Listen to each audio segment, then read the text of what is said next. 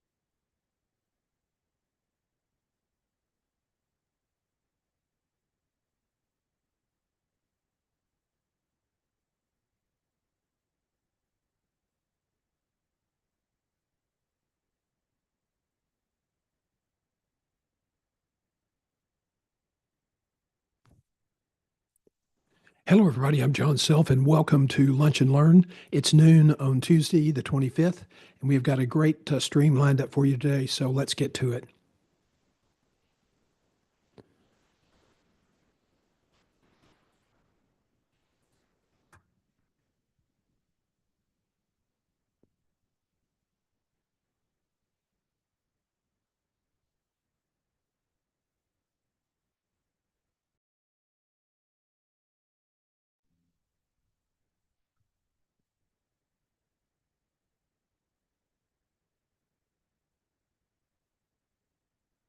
Well, we're still learning how to use Zoom. It's not as easy to use as one of our other streaming services that we're discontinuing because we only do one channel of streaming now for a while just to see how that works. Anyway, we're delighted to have you. I'm John Self. I'm the founder of johngself.com and a career coach. I've been doing this for, gosh, about 8 years. I spent 27 years, it's hard to believe, in executive recruiting.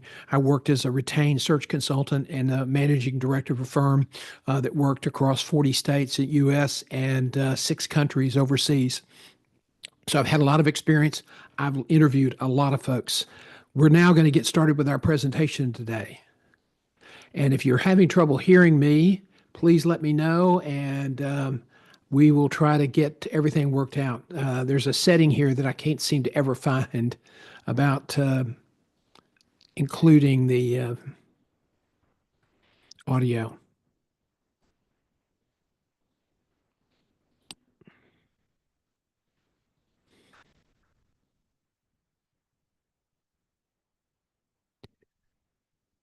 So we are back live, and I guess we'll just live and learn.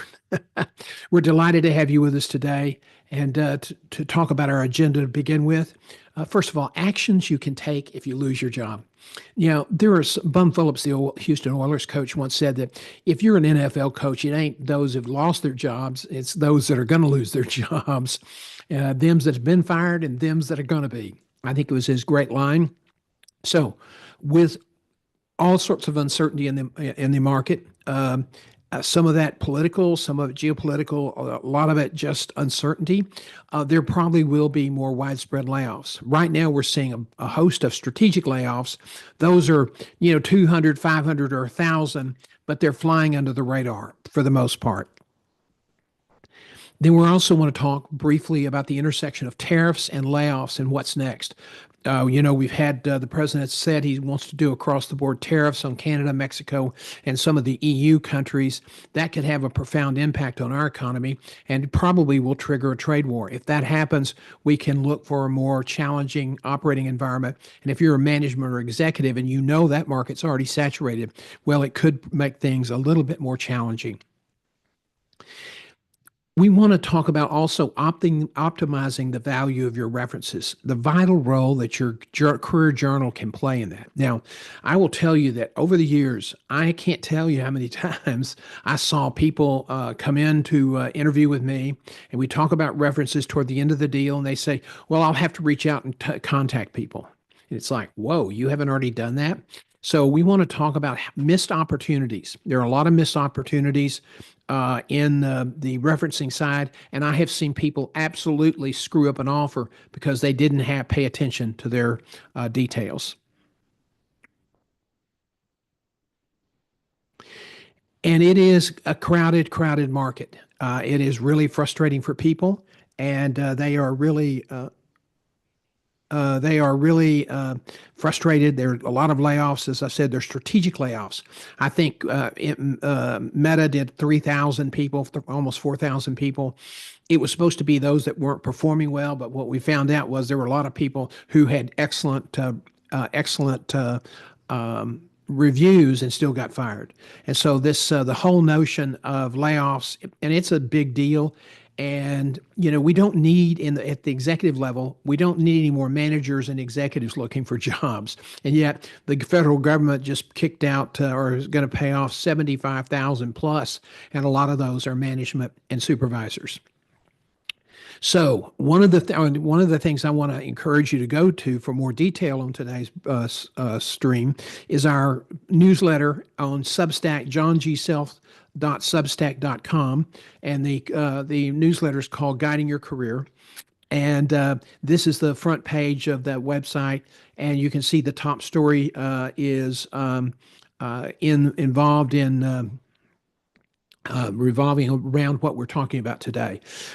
We just earlier in the week we did what does Elon Musk not get about good leadership, and then on Fridays we do Funny Friday Photos, and that gets a lot of coverage on YouTube and on TikTok, which we still use on the weekends until we find out what's going to happen to that service.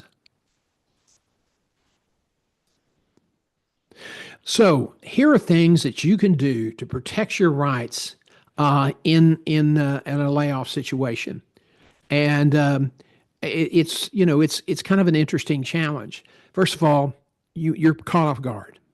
So do not sign anything. Even if they insist that you sign something, just say, I'm sorry, I must consult with my attorney. It's not going to happen today. And if they say, well, we'll rescind your offer, just say, well, that's fine. We will engage you at the proper time. And that will, if we have to go to court, then we'll have to go to court. HR may come across as being tough people, but they don't want to get on the wrong side of the CEO or the people engineering this layoff. So they may tell you, if you don't do this by this time, it's going to be rescinded. But they can't make you sign something right there on the spot. If they do, they put themselves in a really bad position that you could leverage. Don't get into an argument, but don't sign anything, even if they insist. We want you to also ask for a verbal explanation of the benefits. Ask questions. We have something called COBRA, and let's see, I'm getting all sorts of things pop up here on the screen that I'm not really confirmed. What the hell is this? So ask for a benefit explanation of benefits. Ask questions. Confirm how any references or dates of employment will be handled by whom in the organization. Now, let's talk about the dates of employment.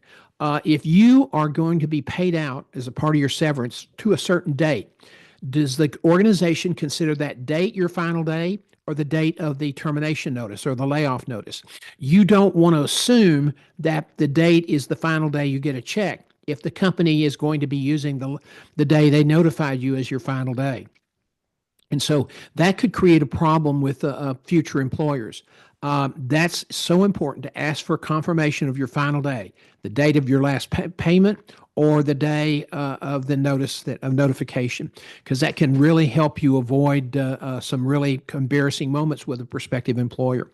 Now, if you feel your severance is not consistent with what they are providing other people with your experience, with your degrees, with your scope of service, then if you think it's exceptionally low, then consult your attorney. Now, you have to understand that the big perks that everybody talks about getting are usually the corner office guys and women. If you're a vice president, you'll probably get 180 days. If it's certain companies may go up to a year for their officers.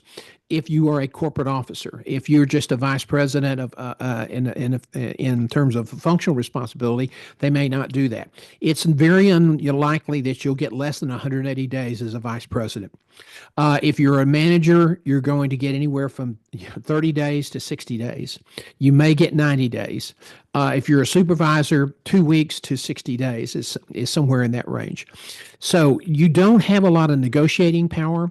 The organizations have probably policies on severance, and they're going to try to do everything they can to be consistent with that policy because they don't want to get caught up in somebody else's legal battle and have to admit in court that they did not treat everybody equally. So if you don't feel like you're being treated fairly, consult with your attorney. Now, when the meeting is over, exit the building as quickly as possible. If your car is parked in a side lot or someplace where you're not going to be seen going out the front door, if you're being escorted from the building by security, say, look, my car's on this side of the building. I don't want to have to carry the box all the way around the building. Could you walk me to that side door and watch me get into my car? I'm not going to create any problems. And generally, the officers that do that, they understand what's happening. And sometimes the employer does that to get even with you. If you've crossed HR in the past and they don't like you, they might do that just to get even with you, a little retribution. But most of the security personnel that are overseeing that are there to provide exit support, they understand. And so they'll generally give you the opportunity not to be embarrassed. If you run into people as you're leaving the building, it's really important just to say, call me, we'll talk later, and get out of the building as quickly as possible. Be extremely careful that you do not take any proprietary information. This is something that can get you into a lot of trouble and create a lot of problems for a prospective employer. Ask about outplacement assistance. If you've not looked for a job in the last 5 years, this will be beneficial. You need to get all the help you can get to accelerate your job search. Number 9, take the professional contacts you've worked with while you've been doing your job. Now, these are not considered proprietary. Periodically, what I always did was I always would go through and any new contacts, I would just record them manually and then enter them into my home database in case I ever started a new business or if I ever needed support in finding a job. Those contacts that you've been dealing with are not proprietary information, but if you wait to take them from your computer on your last day, you're probably not going to get them. Never, ever keep your resume on a company computer or a device, and do not use your company computer or device to apply for other jobs. Even if you're just doing it as part of the quote great resignation. In other words, to just put your VAT name out there and to see if you can get a better deal with better benefits. Because courts have ruled that employees that use company cell phones, company telephones, and company computers have no expectation of privacy. So you won't be able to claim in an action that they compromise your privacy because you're using their equipment. So try not to do that. Do not hide this event from your family. I know it's embarrassing. I've been there. I've absolutely been there. And it's very embarrassing. And, and I know good people who are really strong and, emotionally stable get so upset they've cried. And I'm talking about men who are 40 and 50 years old. It's really shoved. I got blindsided by an employee, and they used that information to push me out of the organization, and I choked up. I didn't break down, but I choked up and went back in my office and made the HR person, come in while I packed up my bag. Now, when you get home, it's the best to go home and sit down with your family as soon as possible. And guys, I know some guys go to strip clubs or bars or whatever. That's not a good idea. If you've had this and you've got a family and people that depend on you and trust you, go home and be straight up with them that this has happened. It's not my fault. There were how many other people being laid off? That's always fair to ask the people laying you off. And they may get angry, especially you teenage girls, because you're talking about an event that absolutely may uproot their life. Girls and guys in sports are the two toughest people in an executive search to relocate a family. So this is going to happen. They may get angry at you, and they imply that it's your fault that this happened, and you can't take it personally. And then you have to explain to them that that this is not my fault, and a lot of other people got laid off. I just happened to be in the wrong place in the company. It is when they get angry, just remember it's the event. They're not angry at you. It's the event they're angry at. Finally, take some time to reflect before rushing to market. One of the big mistakes people make is they're undisciplined, they rush to market, and they mess up some really potential job opportunities because they are not ready. They haven't thought about their value. They don't understand the new rules about the resumes. They haven't contacted and really primed their network for assistance. Now, this is the warntracker.com website. If you are a company with more than 100 people, you are required by federal law to notify your state employment organization if you're going to lay off anybody. So you can see on the right-hand side. Now, some of these were back in early 25, 24. It's interesting, 6.9 million people have been laid off from Amazon, Google, Meta, Microsoft, and 33,000 other companies from 1988 to 2025. So it's a big number. And see, on that right-hand side, you see Boeing, and this was in 2025. They've laid off 10,000 plus employees.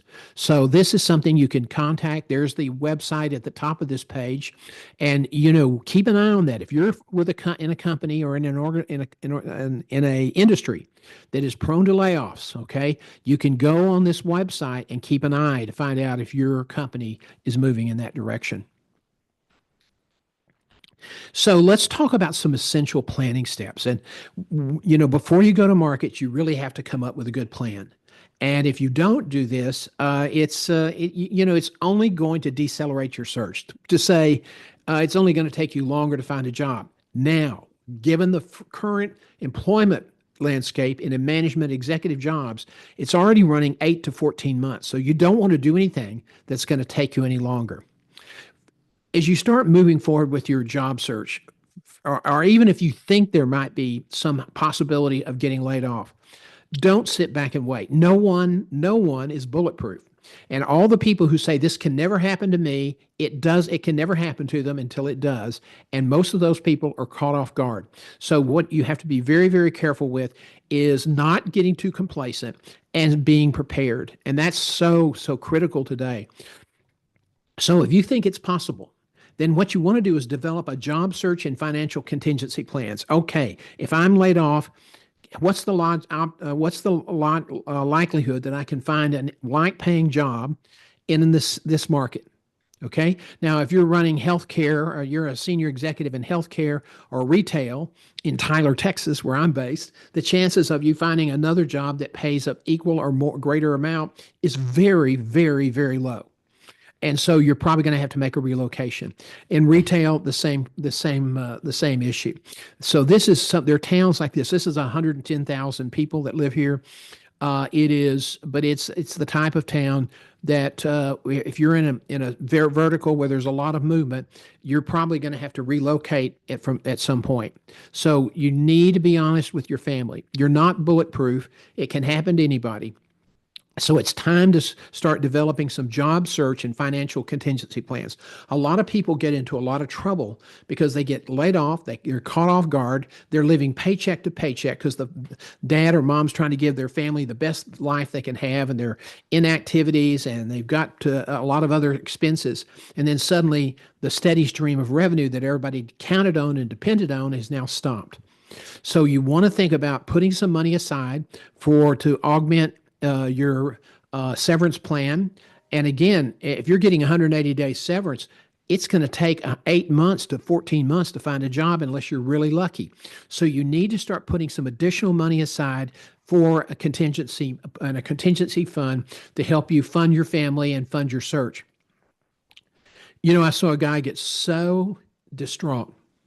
I was an executive recruiter.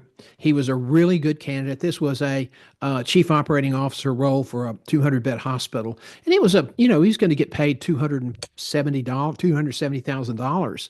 But he didn't have a lot of money to make because he had used so much of his resources to get, to survive the job search that he wasn't going to be able to move. And so he had to ask for a signing bonus so that he could be able to move his family. And he was really embarrassed.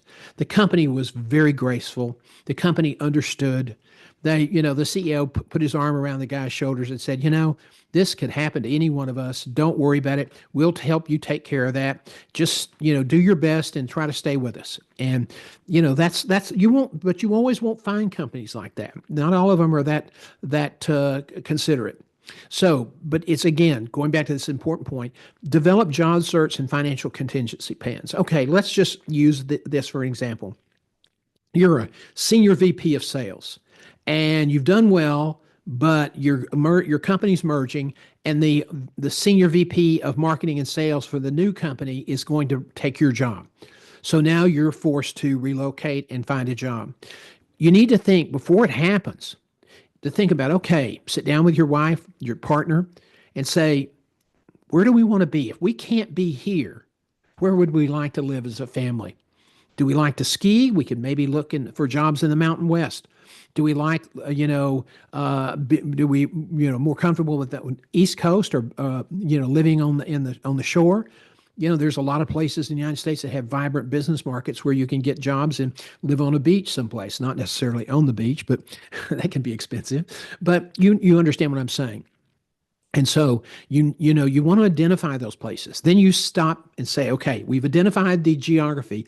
What companies in my vertical would be a good location for me to work for? Who would value my services and who might need my services? And you start collecting information on those organizations, and you use LinkedIn as your primary research.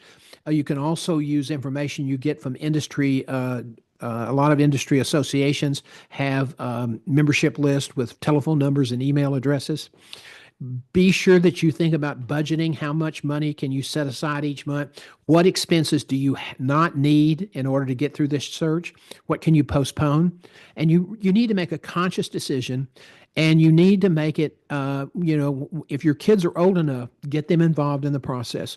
You don't want them to be afraid. You don't want them to feel the burden of the world on their shoulders, but give them some element of control so that they can deal more effectively with their anxiety. Now, you've done the family stuff. You've kind of got your foundation, internal finances in shape. So what do you do now? Well, the first thing you got to do before you go to market is understand your value. If somebody says, John, why should we hire you? You should have a 90-second or less statement that talks about your value. I'm someone who cares about delivering results, and I'm someone who cares about taking care of the people in my charge.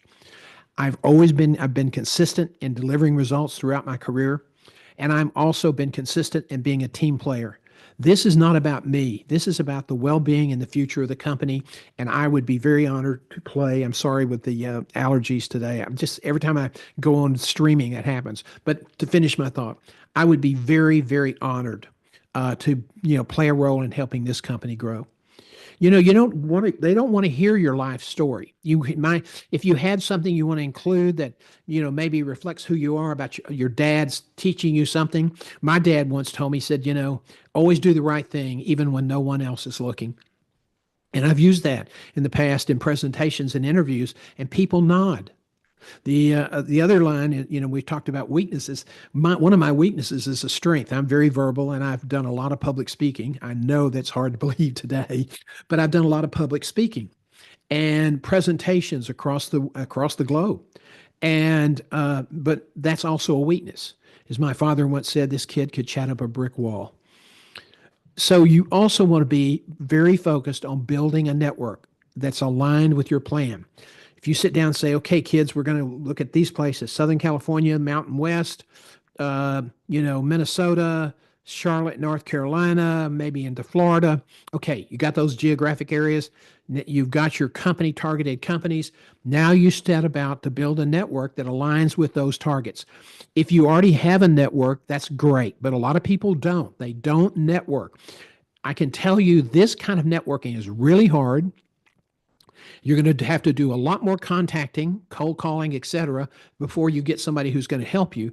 But that's what you have to do, because increasingly the front end of recruiting is being dehumanized by computers. It's all being automated. And so if you don't have somebody to refer you to the job, the chances of you getting the deal are just less than probably 5%. So you need to build a network. 70% of all the jobs are referred. They're referred. They're not filled with job boards. And the final thing I want to tell you about our recommendations is you absolutely need to start working on your interviewing skills. Now, I know that a lot of people say, I'm a good interviewer. Okay, and I'll take you at your word. But let me share this context with you. I spent 27 years interviewing almost 9,000 executives, managers, and supervisors across the United States and in 6 countries on 4 continents. And I can tell you, most people are not good. They are average. They're not great. They're average. And to be competitive today, you have to be great or elite. So you really have to work on your interviewing skills. If you don't think you're a good interviewer, you're going to take a risk. You go to all of this effort to get to the interview table, and then you flub it. You drop the ball. Don't do that. Just assume you can always get better at interviewing and move from there. Now, what the heck is going on with our country today? Well, we have uncertainty in the business climate. And individually, we look at how much food cost and, the tenuous job market. So we have uncertainty in our private lives. And a lot of it's kicked around by tariffs, either as a negotiating tactic or a real threat. Now, I know that people who tend to support our current president tend to think that this is a lot of overblown malarkey, that it's not going to be a threat to us, and people have used tariffs for years. That's true in the old days, but we're a much more global trading engine now, and so it doesn't take long for if you put tariffs on somebody for them to slap them right back on you, particularly if they can hurt you with their tariffs. So you're going to have a lot of noise, a lot of concern about tariffs. Businesses right now are extremely worried about the tariff issues. Why? Because when you put a tariff on steel or appliances or anything coming in, clothing, if it's across the board, you are looking at price increases to you. The company pays the tariff as it comes in. That may go into the treasury indirectly. China is not going to pay the tariff. The tariff's not paid by China. The tariff is paid by the importer, the company that's importing the goods and services. And so so the only choice that most companies have is to pass that on to the consumer. And that is very likely going to trigger additional inflation. Now, it ticked up from 2.5 to 3% last month, and that's nobody's fault. I mean, that's just a carry forward out of the Christmas holiday. But it is the thing that I'm more concerned about is the decline in the consumer confidence index from Michigan. It fell, oh gosh, by 10% this in 1 month. So the threat of renewed inflation is part of what's driving that decline. Strategic layoffs could quickly become widespread.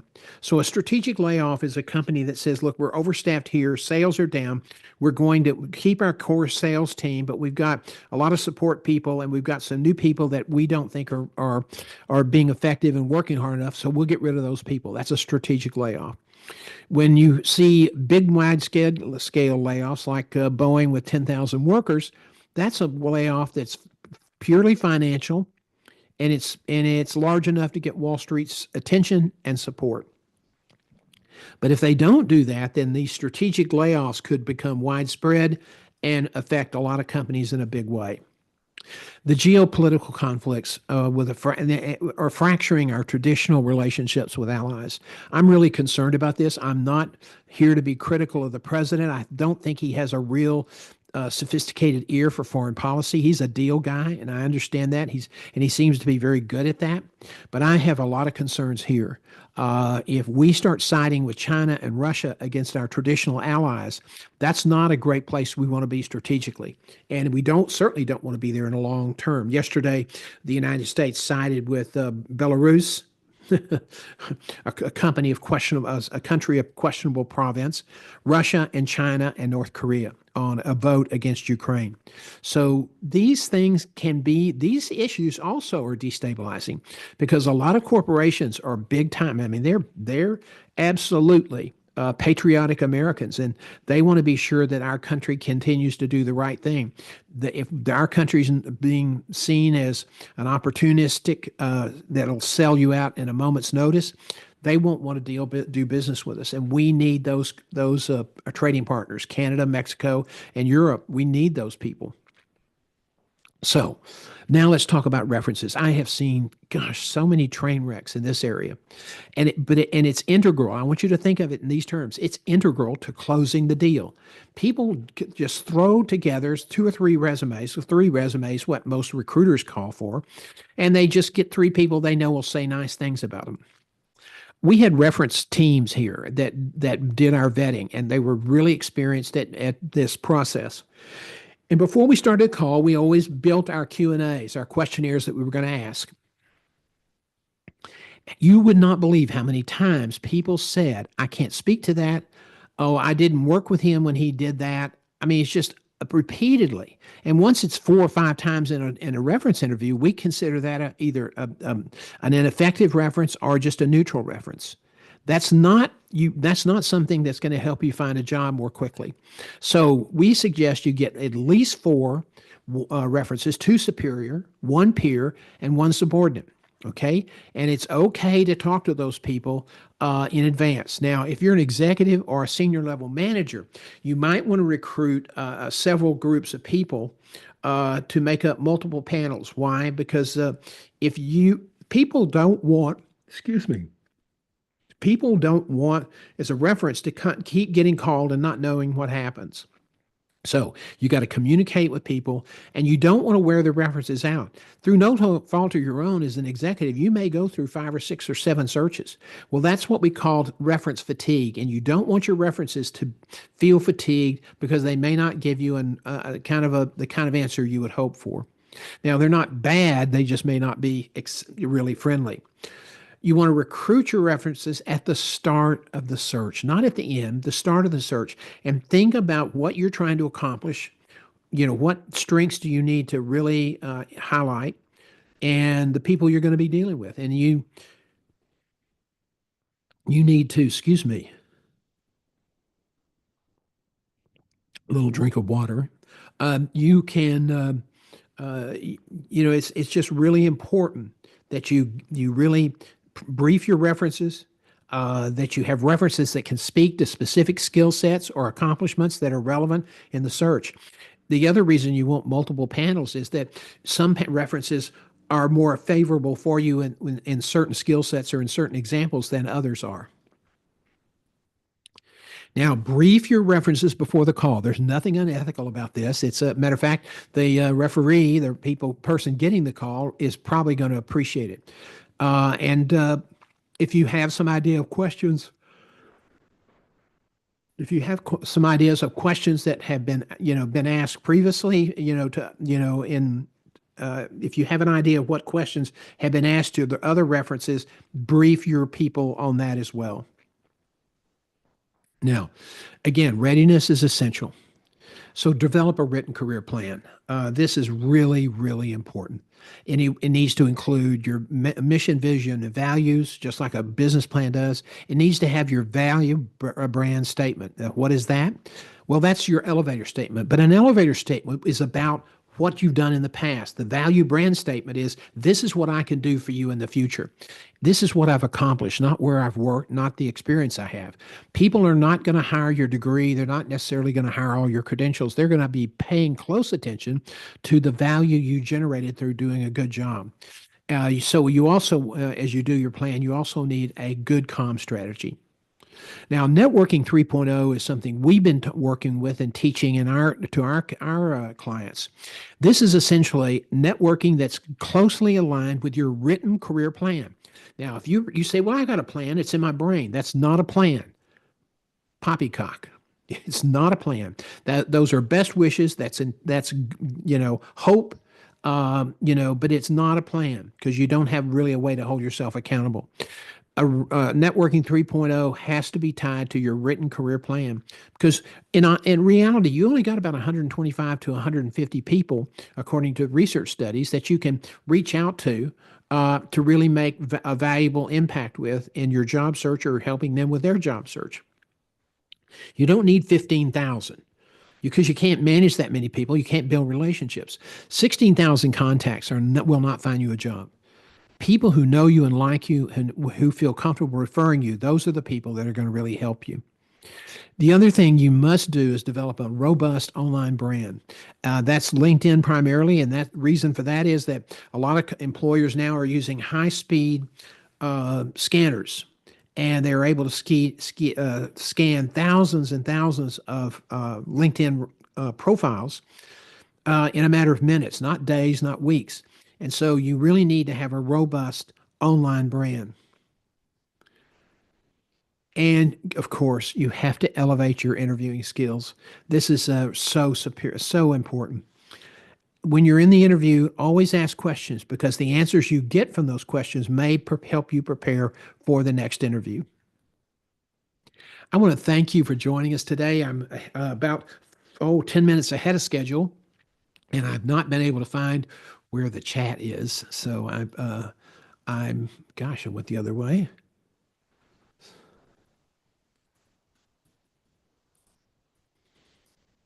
Oh, you're getting a replay.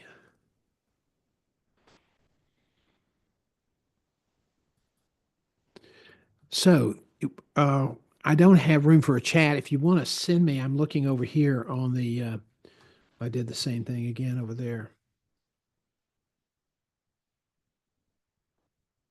So if you would have a question, you can reach out to me at john@johngself.com.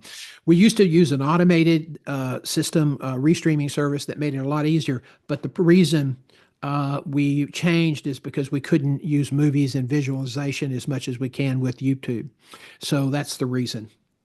Thanks for joining us, everybody, and I want you to take this brief view of our research program, our Your Community program.